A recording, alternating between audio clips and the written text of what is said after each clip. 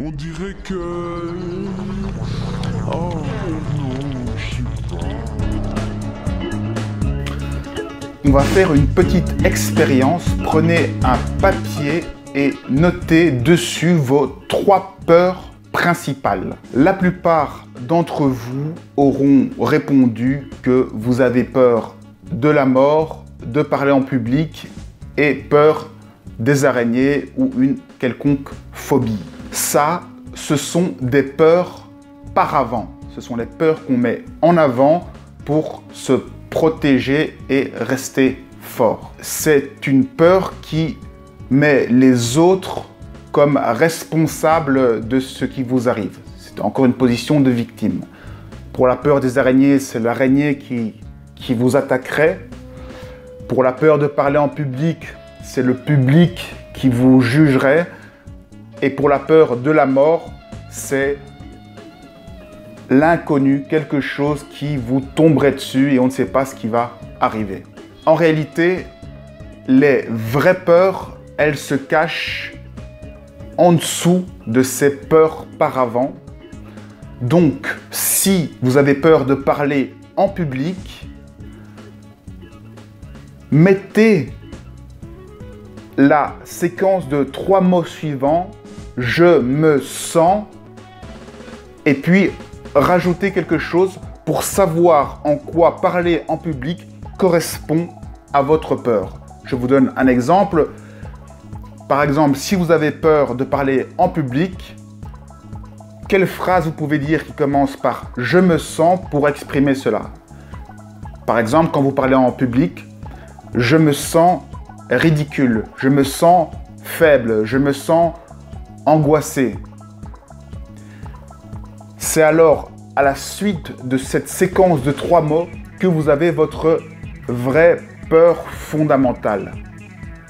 Et en général, ce sera « je me sens trahi »,« je me sens rejeté »,« je me sens abandonné »,« je me sens soumis »,« je me sens humilié » ou « je me sens faible ».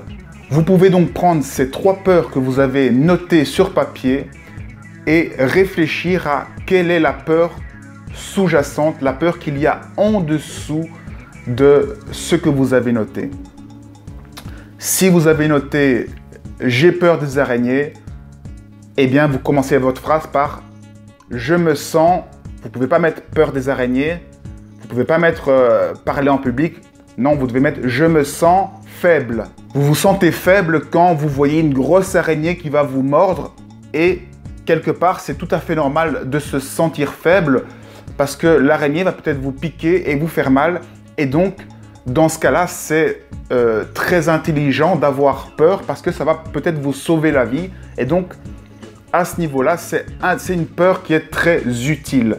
Par contre, il y a beaucoup de peurs qui correspondent à des blessures d'enfance et que vous pouvez travailler et vous pouvez dépasser ces peurs. Donc, pour récapituler, premièrement, vous devez trouver la réelle peur qui se cache sous votre peur. Deuxièmement, vous devez assumer cette peur, cette fragilité, cette blessure que vous ressentez, reconnaître que c'est vous.